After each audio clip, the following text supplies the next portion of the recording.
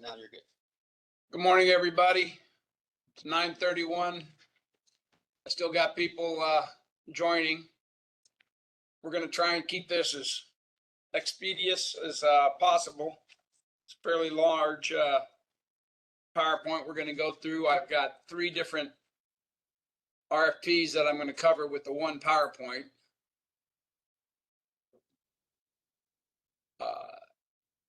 We're going to have a bunch of questions, I'm sure. We have to track down all the questions and then we'll have to put out at the afterwards a final one that has all of the questions documented so that we can send the questions and answers to everybody. But if you could just type your questions into the chat, the general chat, that would be helpful, and we'll try to keep up. I'll answer what I can during the meeting, but everything I got to do, is questions I have to respond and send out to everybody. I've started the recording, so we'll have a recording. When this is all done, the recording will be posted on the web, and I'll have everything up there. And in addition to my PowerPoint, the PowerPoint will be posted on the web too. We have all kinds of new things that we got to do when we post things on the web, so it may take a minute. So I'll give another couple of minutes and we'll start right at 9:35.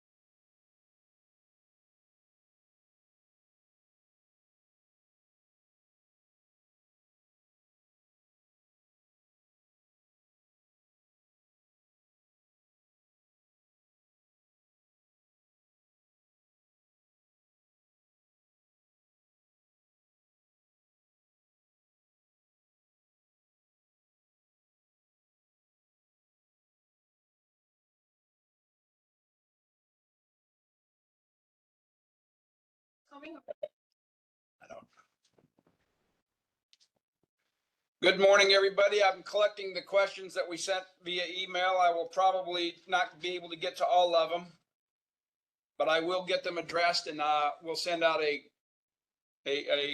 comprehensive list of the questions and the answers afterwards.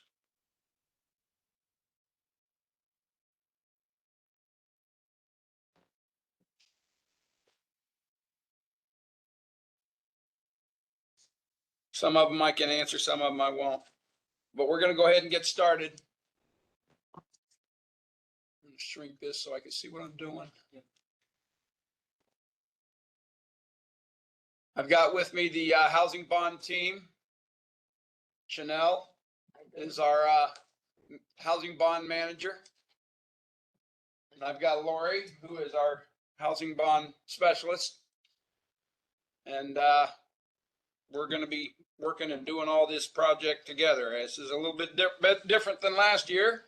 We've had some pretty significant changes, learned some lessons, and we're trying to improve and be more efficient and get this stuff working. Pretty excited about what we have going on.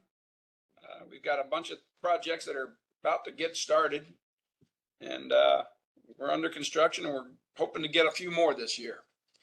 Anyway, this is the Housing Bond Loan Program workshop for the HBLP 2025.1 workforce housing, the 2025.2 affordable housing, and the 2025.3 for sale housing. We're going to combine where we can, and hopefully we can be a little bit more efficient.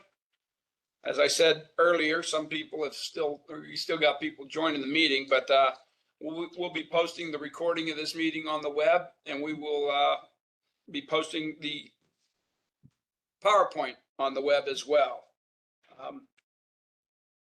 I've got, Chanel has got the keyboard and she'll be responding, and hopefully we can catch some of the questions. If you have questions, I've got everybody on mute. Just put the questions into the chat, and as we go. Go up a slide. Okay, you're already there. We're going to go over the RFP process overview. The RFP has already been made available, as you know. Then we have a submittal that will be done. We'll get to the dates a little bit later in the presentation. Then we have a selection committee. We have the conceptual approval, and then we do the underwriting analysis and report. Upon receipt of the underwriting analysis and letter report, we will put together a term sheet based on some of the findings from that, and then we'll go for final approval. There's some requirements in order to get final approval. Then we'll be into document processing and preparation. Then we'll close, and then we'll get started on construction. That's a very quick and broad overview of how the process is going to work for these projects. We'll get into some of the details in here in a little bit. The next slide. You could just use the arrows. Oh. As you know, we got the Board of County Commissioners is offering funding for developers to create additional housing units and expand the local inventory of both for sale and rental. In the rental housing units, there we have two various levels. One is for workforce housing, one is for affordable housing, and then of course we have the for sale project that we can do.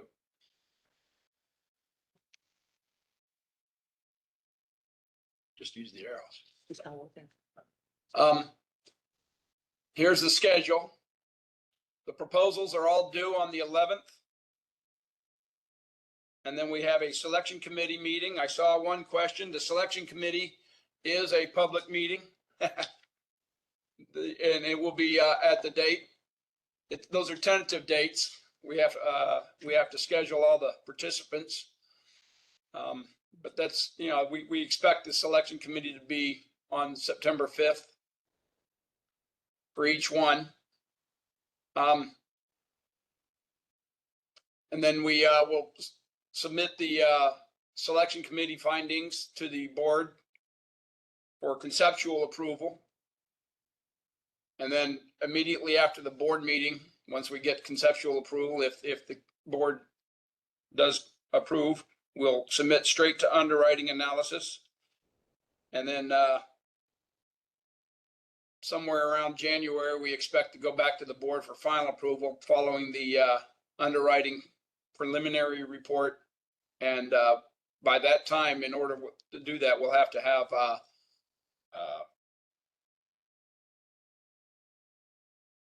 site plan approval at that time. After which we have a year from the date of final approval to get construction started.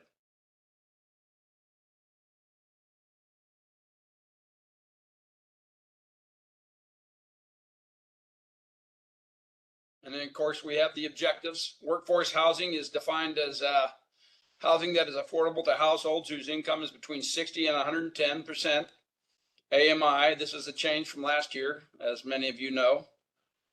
This is not part of the Palm Beach County Workforce Housing Program. It's administered by the PZ&B department. This is, we're just using the same term, but it's not part of the Workforce Housing Program that they do. The affordable housing, multifamily development is defined as housing that is affordable to household whose income does not exceed 80% of the AMI. These are both rental programs.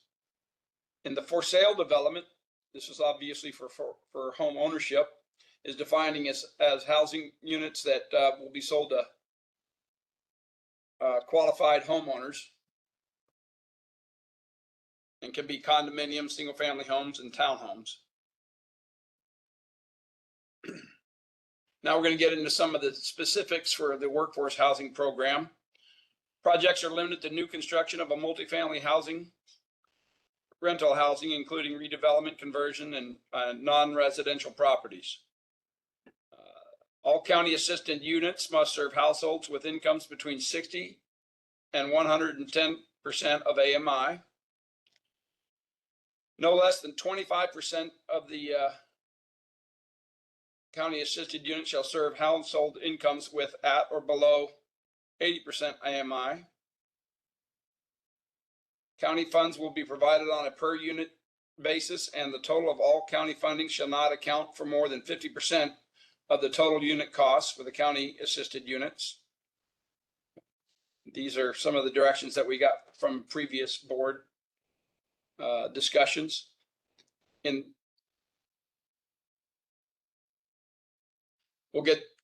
reading some of the, we'll get to, what's that question there? About the term sheet? No, I'll get to the term sheet in a minute. Linda, what's that other question right there?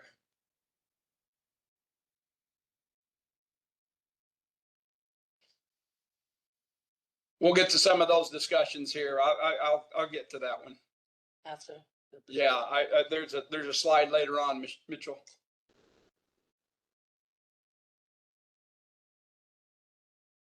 Or am I on 6? Yep, we're going on to the next one.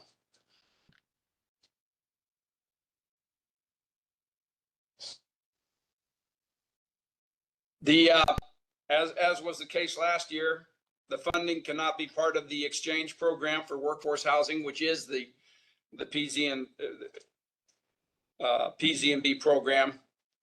When the county units cannot be used to meet both needs. It can the object of the bond program is to create new units. And so any units that are being created as a result of another project or another program cannot count towards housing bond units. If you have a project that is utilizing or making use of the workforce housing, PZMB workforce housing program, or the exchange option, or one of those types of things where those units are being created as a result of that program, any bond funding has to be in addition to. So we can coexist, we just can't be, any units that are created as part of that program cannot count towards the housing bond program. But if you have a project that has units, housing bond program can be done if the units that are created by the housing bond are in addition.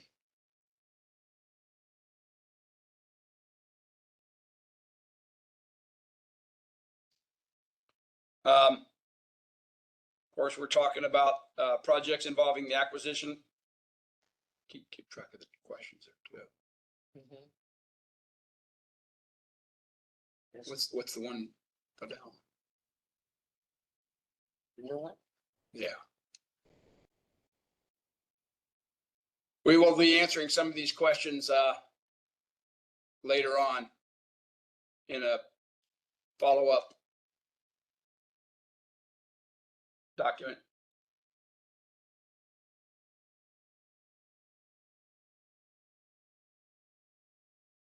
We'll get into some of that stuff.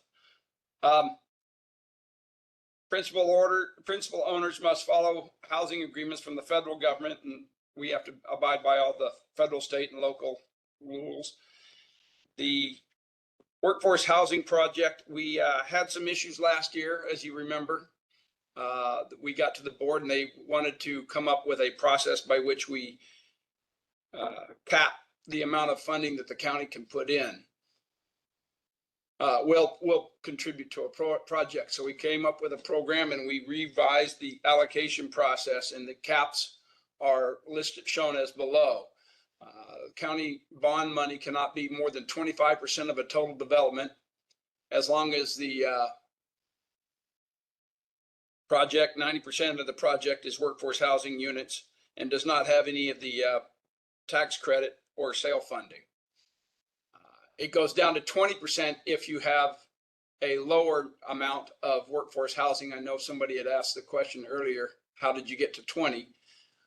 The difference between 20 and 25 is that if you can go down to 65% of the project for workforce can be workforce housing units. And that would put you at 20%. You have to be at 90% of the project has to be workforce housing units in order to be 25% of the total development costs.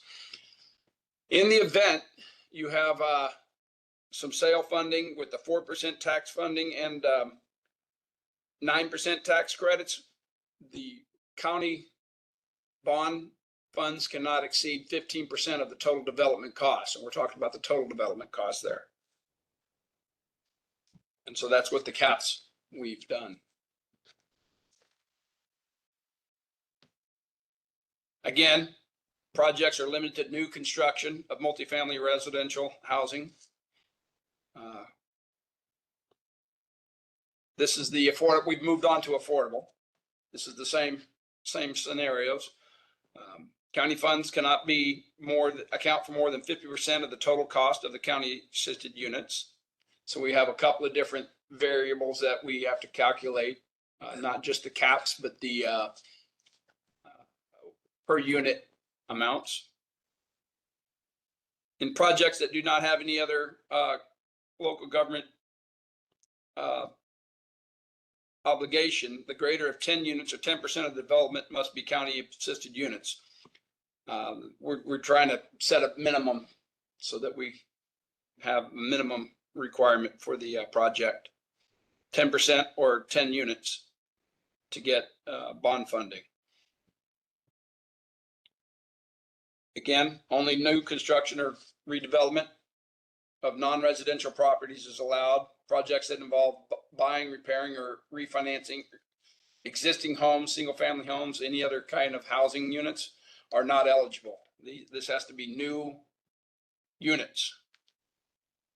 Two basic fundamental rules that we have of the bond program is we have to have creation of new units and the money has to be repaid. We don't have any leniency that way. Those are basic requirements.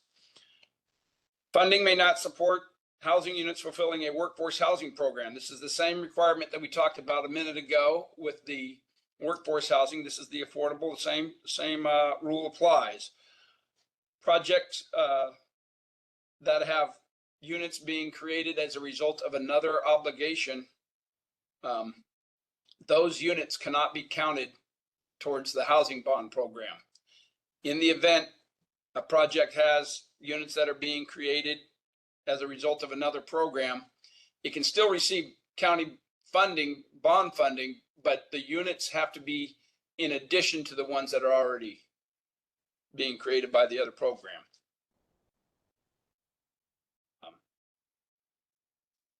And then we're getting back into the cap discussion again, that the same rules apply. 25% of the total development costs is the cap maximum that the bond money that can go into a project. But in order to get to 25%, you have to have 90% of the project must be the affordable housing units. And it does not have any of the 9% and or tax credit funding or sale funding. In order to get to 20%, the requirement of the number of units drops to 65. 65% of the units must be affordable units, and again, does not have any tax credit funding and or sale funding. In the event a project has the tax credit funding and or sale funding, with the 4% tax credit funding, the cap is reduced down to 15% of total development cost.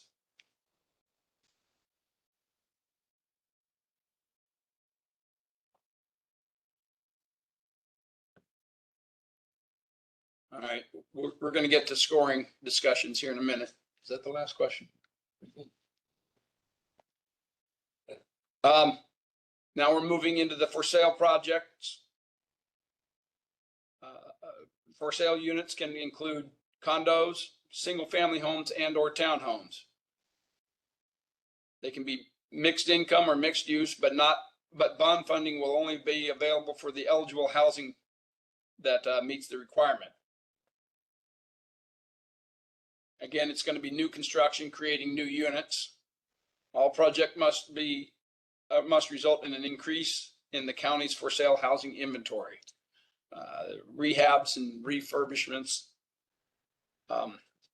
do not count.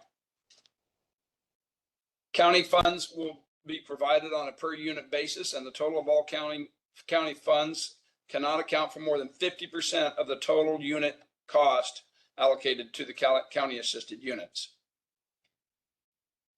We've got one item here in red, which is a deviation from what the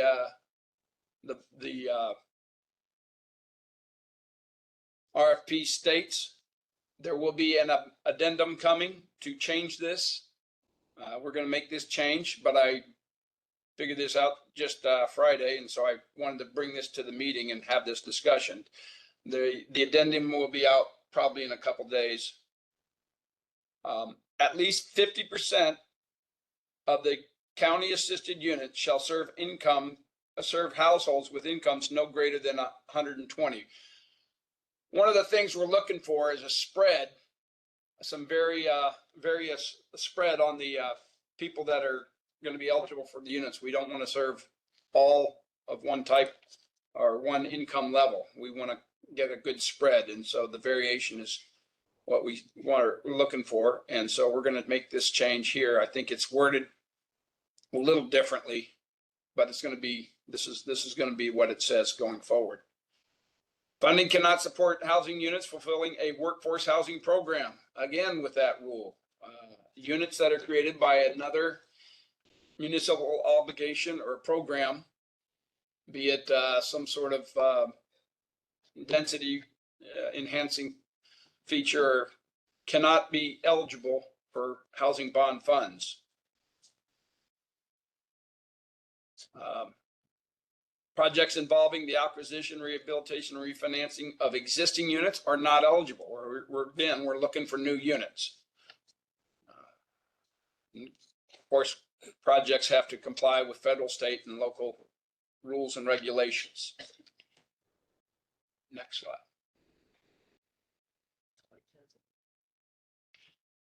The sales price, this was a change. We had it tied into the workforce housing program that zoning has.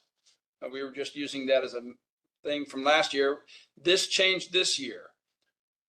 This change was made recently in the allocation process. The sales price, maximum sales price for development units is 80% of the average purchasing price determined by Florida Housing Finance Corporation. Currently, and that's what the program is for this one year, is $509,444. This is the state price that they publish for Palm Beach County, and 80% of that price is $509,444. That is the maximum sales price for this RFP that you'll be able to sell these houses for. Now we're getting into the period of affordability. We've got 50 years on both the affordable and the workforce, and then 15 years on the for sale.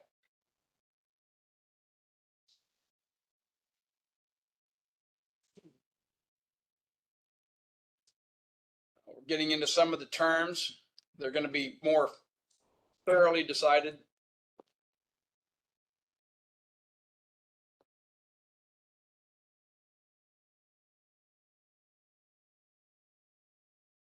That is correct, Linda. The project receives density bonuses, and so you're required to create units as a result of the density bonus. Those units that are being created in order to fill that requirement do not count for bond financing. Any units that are created. If the project receives a density bonus and you're creating units to get that density bonus, those are the units. But if you have units that are in addition to that, those can be qualify for housing bond money. if a project is, say you getting a project that has, is getting a density bonus and the requirement is for you to create 10 workforce housing units, those units don't count, are not eligible for bond funding, but any units in addition to those 10 in the project can be qualified for housing bond.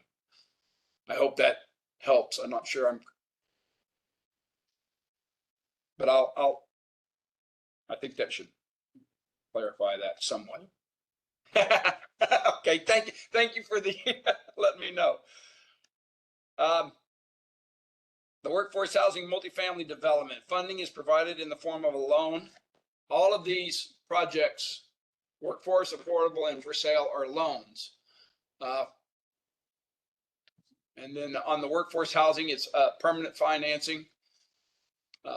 Principal and interest are required with zero. There's zero forgiveness of principal on everything. The loan term is 20 years. The interest rates will be from between 2% and 3%. Depending, we'll be getting some analysis, and we'll use that analysis from the underwriting to help determine that.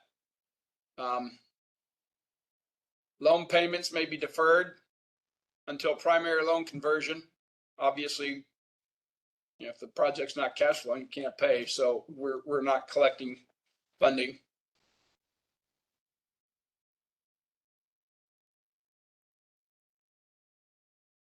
Good questions. They're coming.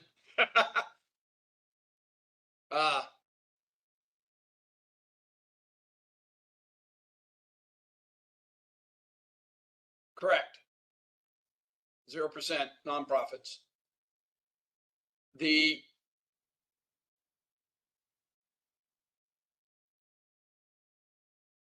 course, we're gonna no payment until the loan conversion when the project's up and running. There is some loan repayment, can be cash flow in limited circumstances. In the event a project has multiple requirements, say a workforce housing project has an element of affordable housing to it, for which they're getting state funds, we now allow for the workforce housing project to be cash flow dependent if it's required by the state funds for affordable housing. In the event we had that situation last year where we had a project that had, I don't know what the exact numbers were, but there was a percentage of the units were affordable housing and was receiving funding for that affordable housing element. And as a result, the state requires that subordinate loans be cash flow dependent. And so now we provide for that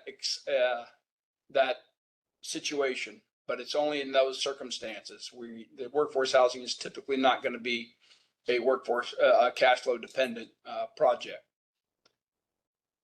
When we get down to affordable housing, it's principal and interest, zero forgiveness, 20 years, interest rates will go from 0 to 1%, depending on the profit or nonprofit. There's your nonprofit, Linda. Mitch, we do get creative with the amortization. We can get, in order to make these things work, we've been able to get we have some leniency as to how we amortize. So we can use a longer amortization in order to help get the principal down, in order to get the payment down. So on say a 50-year amortization, we can run the amortization out for 50 years, and then which will get us a lower payment that results in a balloon that is at the end of the 20-year period. Please note that at the end of the 20-year period, there will not be a refinancing option. The money has to be returned, and we're not going to be able to do that. So be aware of that situation. We are looking to recycle this money as as much as often as we can. And during that, 20 years, typically, there's either a sale or a refinance of the project. And so we're wanting to get our money back so we can plug it in and do something else. Do another new unit creating project. So at the end of the 20 years, all funding has to be repaid. So if we're doing an amortization that has a longer amortization, note that there's going to be a pretty good balloon coming. On a for sale housing program, the funding is going to be provided in the loan for construction financing. Principal and interest are required with zero forgiveness of principal. The loan term is 3-year maximum with repayment upon sale. So if you get a loan for 10 projects, we'll as the units sell off, we'll collect the repayment on a per unit basis. We'll do forgiveness and satisfactions as that goes. Again, with the interest rates is dependent on profit and non-profit entity. Seniority is a topic that has been kind of tough to figure. I know a lot of the senior loans require subordination, but in the event that a county loan is in there, we want to be in a with few exceptions, a seniority level based on the amount of funding in it. So obviously, if you have a senior loan that is has a larger principal than us, they would be senior to us. But if we're providing a larger amount of money, we want senior position. Obviously, federal and state loans kind of get a little bit crazy on it. We'll be dealing with that on a per project basis. I think I saw a question earlier talking about fair market rents. The RFP has requirements in it, and everything that is in the requirements, as we saw last year, and I anticipate probably see this year. The commission is got some opinions and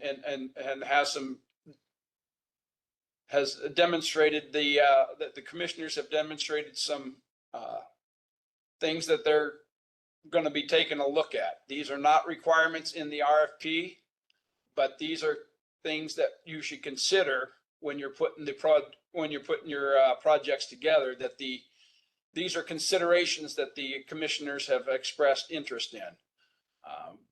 We're going to be, when we go to the board, we're going to be putting up the rents that are in the proposals, and right next to it, we're going to put a fair market rent.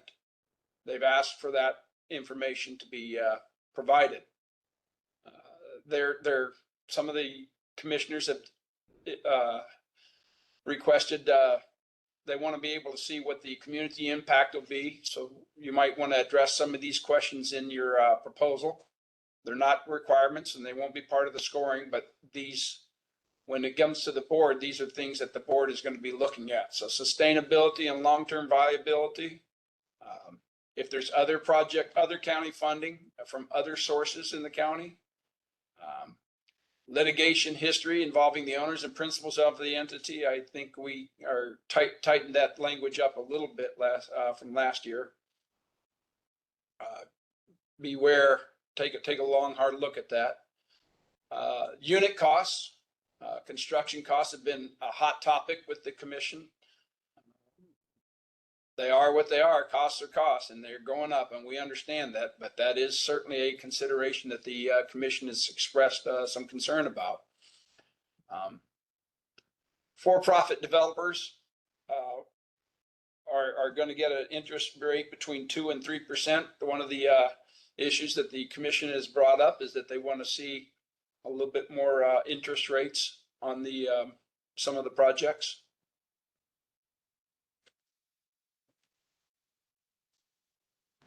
when we get. Yes, Francisco, we're going to be posting this on the, we're going to be posting this on the web as soon as we can get it on there. So everybody's going to get a copy of this PowerPoint. Clarify if we can use. Yes, you can use SHIP. We cohabitat with other loans. Well, we've got some of these things going in, especially on making affordable housing requires a lot of creativity, and so we understand that, and we will be as creative as possible. The fundamental rule is going to be that whatever we do has to create new units. So units that are created, you know, as a result of an obligation for that you were talking, like you were talking about earlier, through the workforce housing program or some of those other things, cannot. But I do believe that we've actually coexisted with CHIP funding, so that shouldn't be a problem at all. When we get to funding the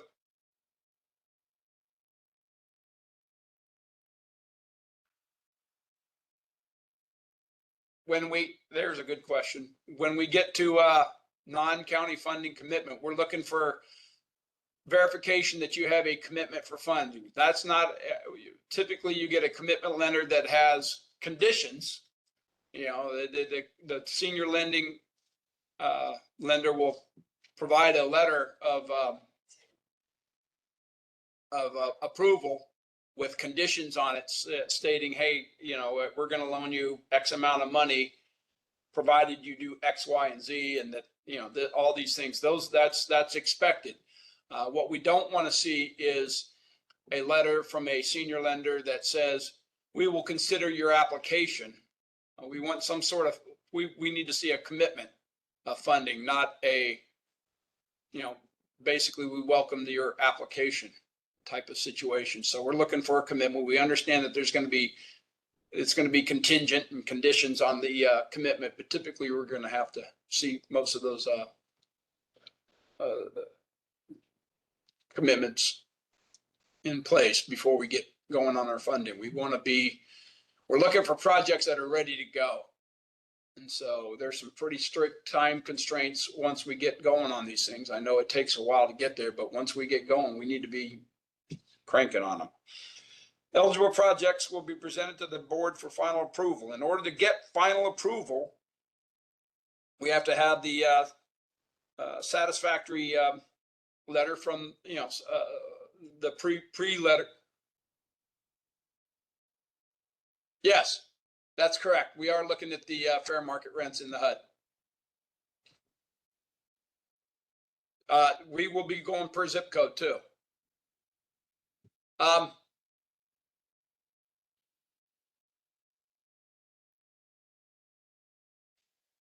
Workforce loans, Tim.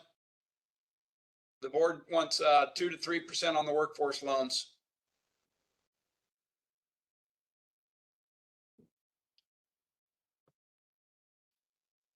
Oh, nope. Go back. We're going to have a satisfactory underwriting letter. That's the pre-letter that we get from the underwriters. It's the preliminary report. We have to have firm non-county funding commitments. I just talked about that. We have to have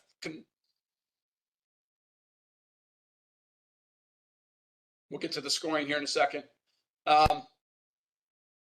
I'm reading chats and the PowerPoint in case you're seeing me scatter a little bit. I'm reading both.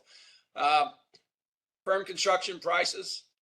We want to make sure that we have some, we're confident in the construction pricing. It's been just tough to nail down the commitment on the construction prices, but we need to get that done. An executed loan term sheet. We prepare a loan term sheet that's going to be a comprehensive, we hope to have it be a comprehensive term sheet. Some of you have seen these. We've just started doing those this year and last year. That will be a loan term sheet that will be signed by the proposer, and then we have to have shovel readiness. We're using site plan approval as the guide for demonstrating shovel readiness, but you can look in the RFPs. I define what shovel readiness is at the very beginning. The closing of the loan will occur. Some of these requirements are things that are going to have to be in place that we've just talked to the board about. We're trying to do what we can to keep from having to go back to the board when things change. The closing of the loan will occur after or at the same time as other funding, and we'll need a copy of the construction contract. The construction contract can be executed after closing, but we want to see it. We want to be able to know that the project is ready to go and that the funding is and the construction costs are locked in.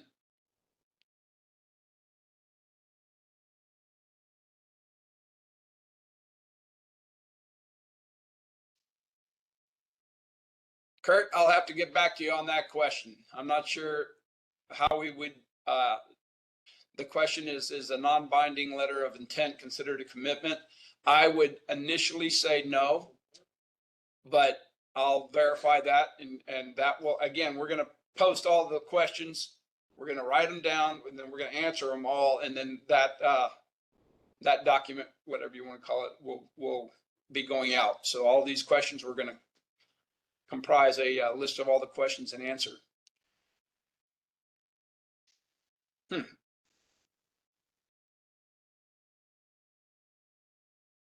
That's an interesting question. Can a project currently under construction apply for the RFP?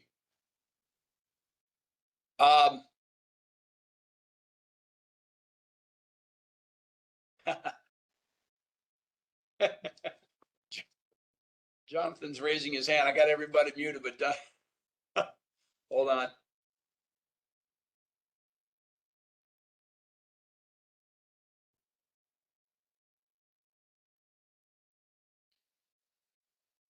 Got to find Jonathan.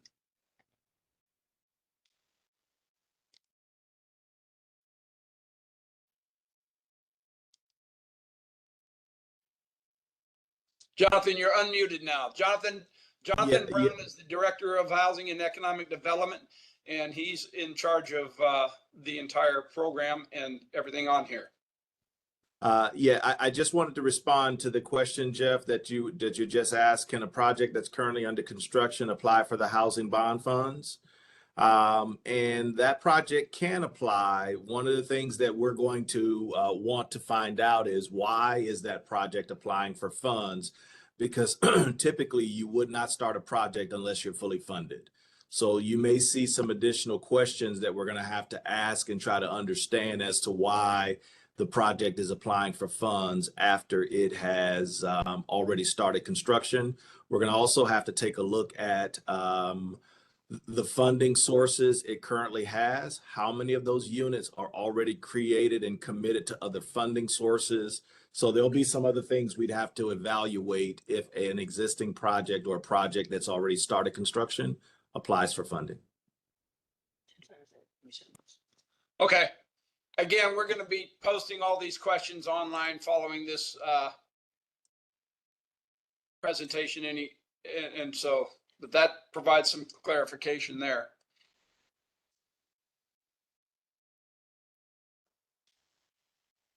Closing of the Housing Bond Loan Program Fund, that's what the HBLP stands for, Housing Bond Loan Program, will occur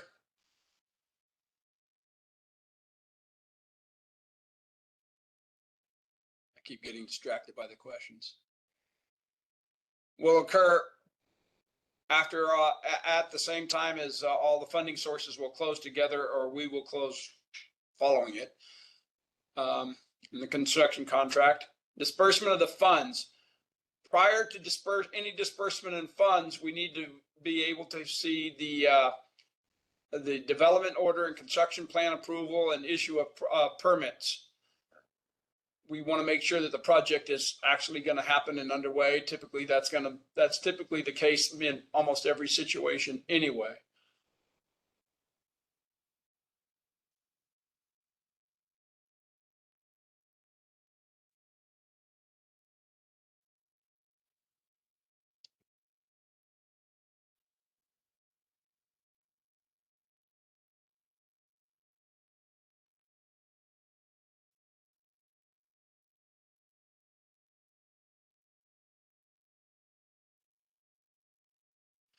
Yeah, we've had some.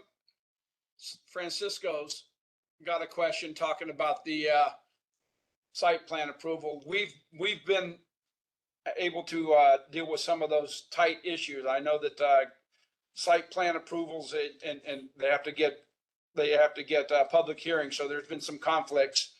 We deal with those as they come in, but right up to the date of the board meeting, I know because of some of the conflicts with the timing of the site plan approval hearings. The question is, will we allow all the way up to the date of the county meeting in which final approval is being requested for the site plan approval meeting to happen? In order to get final approval, we need to have that site plan approval in process. And so I do understand that those get kind of tight, and we will adjust the meetings in order to accommodate as much as possible. But I think we're going to want to make sure that the site plan approval is already done at the time. Again, we will deal with these questions later, but we'll post that a little bit more clarification on that, Francisco.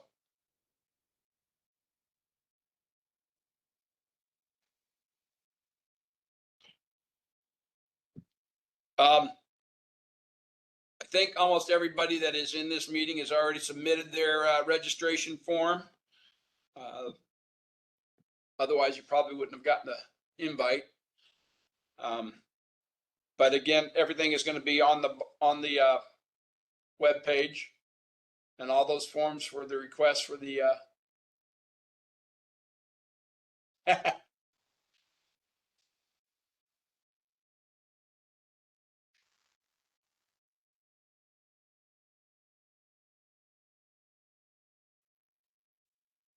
we're going to want to see the commitment letters as part of the submittals.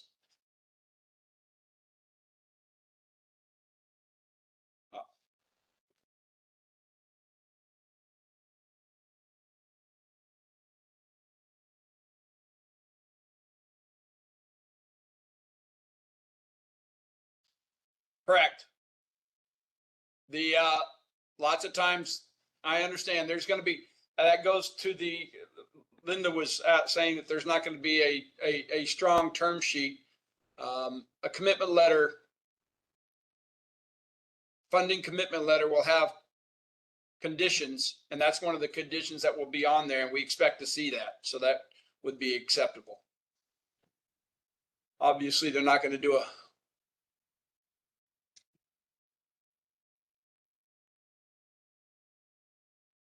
Linda, there was a question regarding the commitment letters, and the commitment letters don't typically have a final commitment because there's conditions. And one of the conditions would be, the question was, would we accept it's not really in the form of a question, but I see what the question is. The question is, would we accept a commitment letter that does not have the strong term sheet or some of the appraisals and stuff that are part of the normal final commitment from a senior lender? And we understand that, and we would accept that a commitment letter with conditions such as an appraisal and that kind of thing. Getting back to the RFP, the PowerPoint. These are some of the requirements in the workforce housing These are the submittal requirements, things that are going to be required to be submitted, detailed project description, contact information for all the team members, organizational chart. I think there was an earlier question about team members. We're just looking for contact information. But anything you put in there for experience would be considered as part of the discussion by the selection committee. Organizational chart, responded past experience. There's the experience factor. Evidence of site control. Development performance, 15-year operating performance. Development approval process requirements. We want to know where you are in the process. In order to be funded, I would expect that a project would have already been submitted for site plan approval. It should be in process, and we want to see evidence of these types of things. So I don't want to see somebody that has just gotten a piece of property and is thinking about maybe doing the development. I need to see that we need to be able to determine that the site plan process and the development approval process has been started. And this is where we would want to look at that type of documentation. Detailed project schedule and activity status. Evidence of development status, where you are and what the process is. Documentation from entity and jurisdiction of support from the local jurisdiction. Indicate if residential displacement will occur, if there's, if something's happening on there. I don't anticipate that that's something that should be happening, because projects that are rehab or have existing housing are not eligible. So that shouldn't be something, but that's a requirement that we have to have.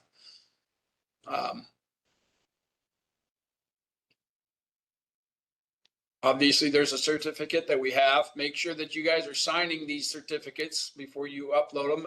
Everything is online now, so there's going to be, when you submit these things online, make sure that there's going to be a question and ask you if you signed it.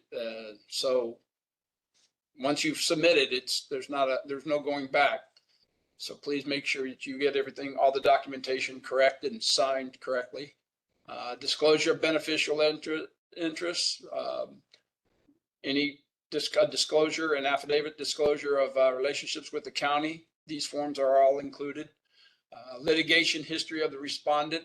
We're looking not just for the company, but the the managing partners, the respondent history, and drug-free workplace certification. The affordable housing has a lot of the same documents that are required. As a matter of fact, it's all the same documents required. Please make sure that you get everything signed and uploaded. And then the for sale housing has a lot of the same documentation. Obviously, we don't have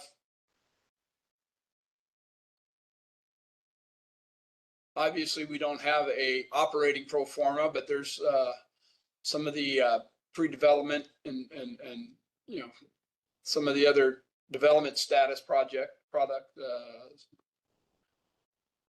items that we need to get for that. Sales pro formas, development pro formas, site control.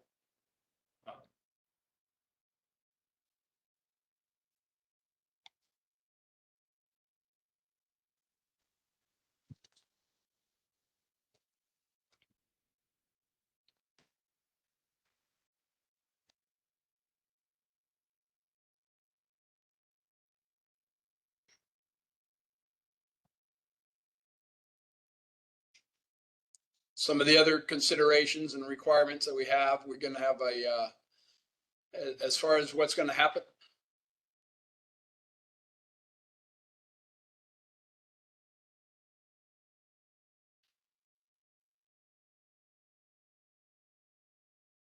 I believe you can.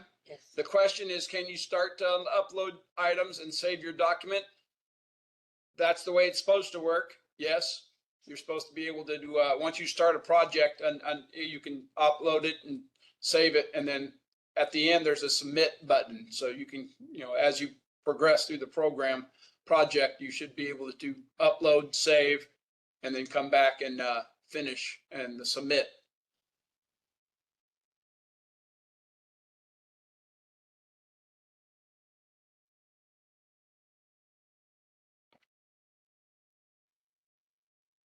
Some of the other things that are included in the RFP is we've got the non-discriminations and some of the other language, the standard county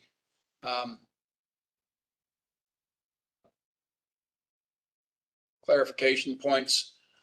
We are going to be allowing oral presentations as part of the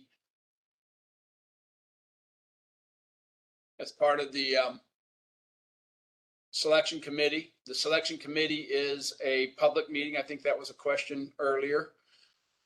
The responsiveness review meeting that we do to make sure that when we determine whether or not the projects are responsive.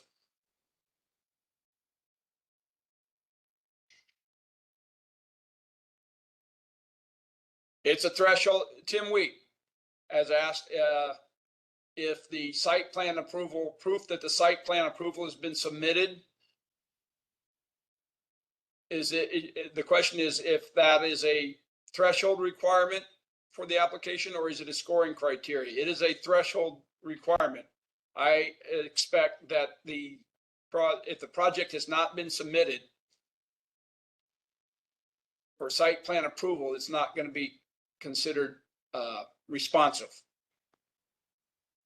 The responsiveness committee meeting is not a public meeting. It's just a review of the projects by staff to make sure that all these documents are in order and correct. They're not they have no input as to whether or not the quality of them or anything. They're just making sure that all the signatures are in place, that the site plan approval is attached, and that these things have been responded to. Make sure that the project, so that's all the responsiveness committee does. The judgment as to whether the quality and the scoring is going to be done by the selection committee, and that will be a public meeting. The deadline to submit the RFP is Monday, August 11th by 5 p.m. There's a submittal proposal. There's the link. And then we have an application manual that you can link on there that should give you directions and guidance on how to operate that website. I hope that this is a new project. We've never done this before, and I expect that this is going to go smoothly, but please let us know if you're having any issues with that, and we'll get the technical people to help us out with that. It should work, and I think that this will make things a lot smoother for everybody and reduce a lot of costs from printing all the manuals that we used to have to do. The selection committee will, in addition, they will be doing an evaluation to make of all responsive proposals in accordance with the program and the requirements and the criteria outlined in the RFP. Each RFP has different scoring criteria, and so you'll want to review each one of the RFP's scoring criteria to get the specifics on how that is done.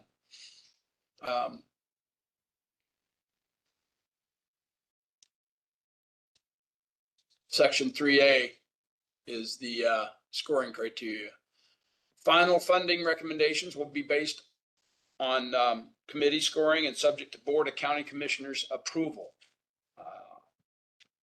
I think there was as we talked about earlier, there's requirements in the RFP, and then there's some additional considerations that the board has raised as of concern that they want to look at. So be aware of those additional considerations that the board has had and the talking points that they've had in previous board meetings.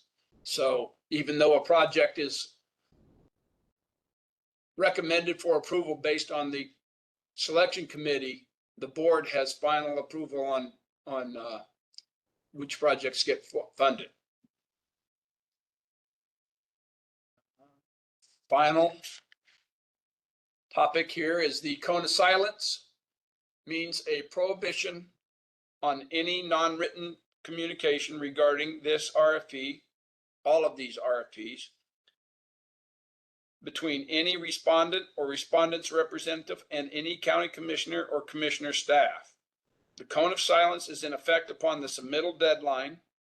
The cone of silence terminates when the BCC provides final approval or otherwise ends the RFP process. And then the violation is punishable with a $250 fine and makes a proposal voidable. Here we have reached the end. I have answered questions as best as I can during the process, but if anybody has a question, please do not hesitate to type it. It's all being recorded. We will be printing these questions and providing the answers.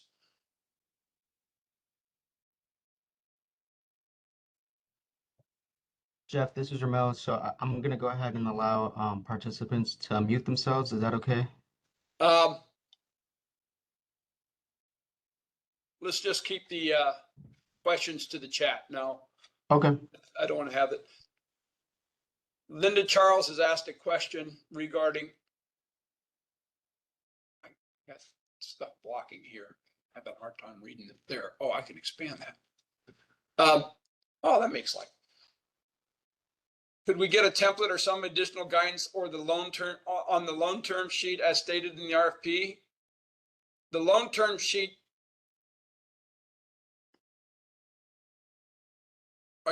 Are you asking about the loan term sheet between us or the loan term sheet from a senior financing that you're using as a commitment from the senior lender? We don't have any requirements, and there's no template that we have.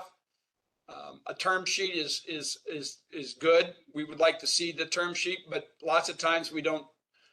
Those term sheets aren't comprehensive and aren't done in time. A term with the senior lenders. The question is, oh, I lost the question. Different lenders, she was asking if we have a standard form that we're looking for in as far as a loan commitment from a senior lender. And a term sheet is one of the things that we typically get. Most of the times though, we get a commitment letter or a letter of commitment that stipulates the conditions by which the commitment is provided, and those are acceptable as well. Yeah, the guidance in the RFP is, she says the guidance in the RFP is broad, and yes, it is, but that's because the various ways that senior lenders provide commitment is pretty vast. And so what we're looking for is a commitment, not an intent to review. So any kind of commitment that comes in.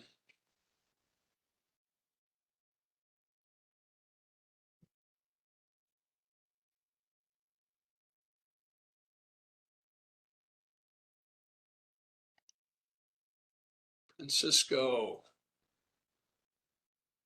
I will take a look at that.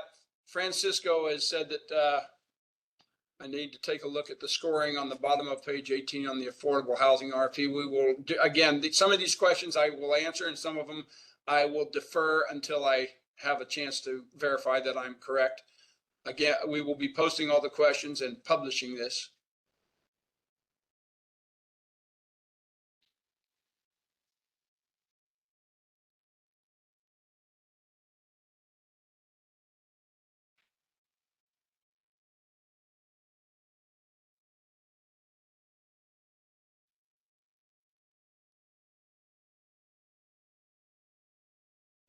The Palm Beach County if our lender has any specific questions regarding the Palm Beach County security instrument, who can we discuss these questions?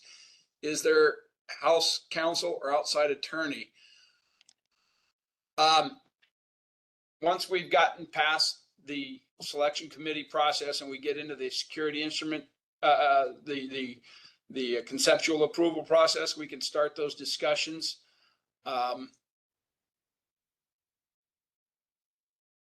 We have used there's been a variety of different, obviously we have a standard issue payment performance bond that we're requiring as a security instrument. There is some personal guarantees that we've required in the past on some. But that's a discussion that will be had following conceptual approval. But I'll answer that in the thing. Did you want me to full screen it? So, No, I'm good right now. I'm just going through the questions.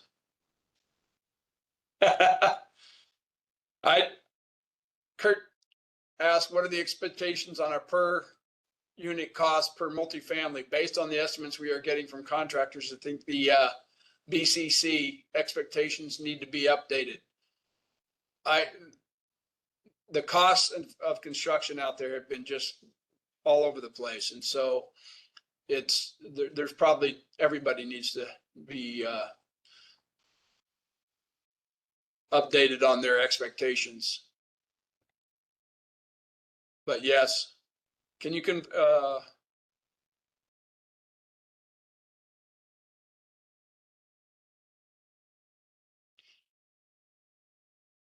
Paul asked, projects need to submit for site plan approval to the local jurisdiction to be deemed eligible for the affordable RFP. Yes, and yes, that is a threshold requirement. I want to make the project should be underway in the pre-development phase. Projects should have already submitted for site plan approval prior to submittal. So that's an easy one.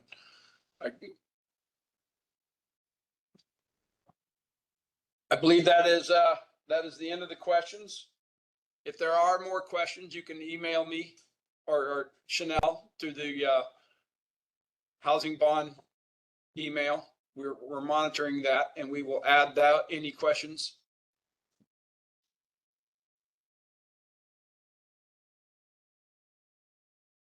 Oh, repeat. At least 50% of the county assisted units will be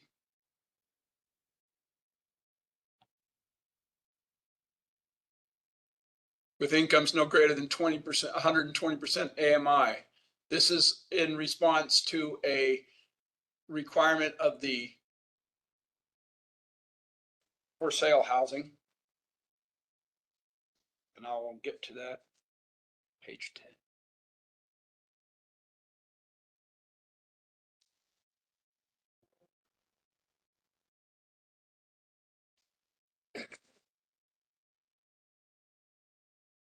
There's the question. At least 50% of the county assisted units shall serve households with incomes no greater than 120 AMI. The AMI range on for sale housing is a little bit broader. And we want a variety of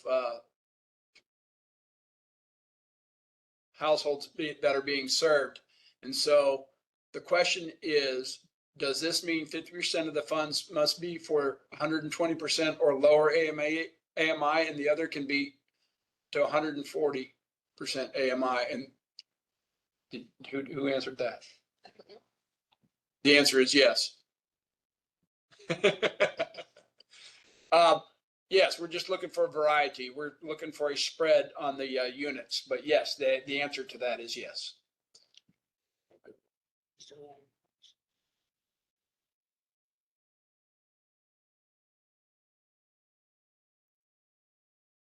Is the land considered in the total unit cost calculation? I think we're looking at the construction costs there.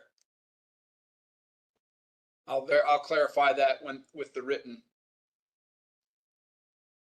a lot of these questions, I want to be very specific on how I answer that. So you'll get the, thank you. I think that's all the questions I have. I had a few more popped in. Be looking for the addendum. That was a good point to bring this back up. The addendum will be forthcoming shortly on this item in red on this page right here. And we will also be publishing all the questions and providing the answers to all these questions. And I expect to have that sent out as a email to everybody.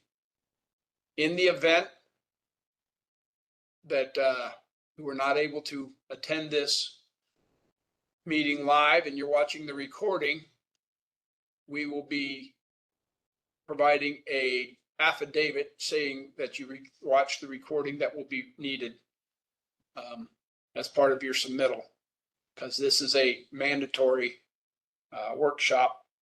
And so those that are watching it on rerun, we will be looking for an affidavit stating that you watched the presentation. And I think that is going to be all we have. Yes, we've got everybody's name on here. I don't think there's, I will take a quick look. Everything is recorded. The question was, has our attendance been noted or are we required to sign an affidavit? Those that are attending it live, we're tracking that. There's a handful of you that have just provided, that are called in via the phone number.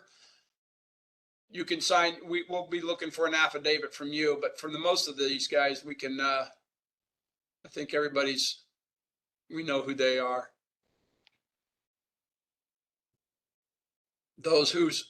And we will be contacting everybody that we will provide, those that we're not sure we'll provide, but I see some of them, some people we don't have their last names. So it can be overcome with an affidavit, but we will provide that. It's automated. Oh, the affidavits, Chanel is telling me that the affidavit's automated. When you log into the system, you'll get a chance to do that. And so you'll see that affidavit in there. It'll be one of your submittals. Right? Any other questions, comments?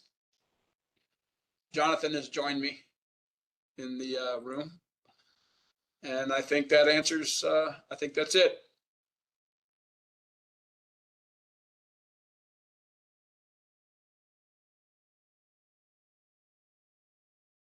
That concludes the meeting then. Thank you, everybody. I'll be looking forward to seeing your proposals.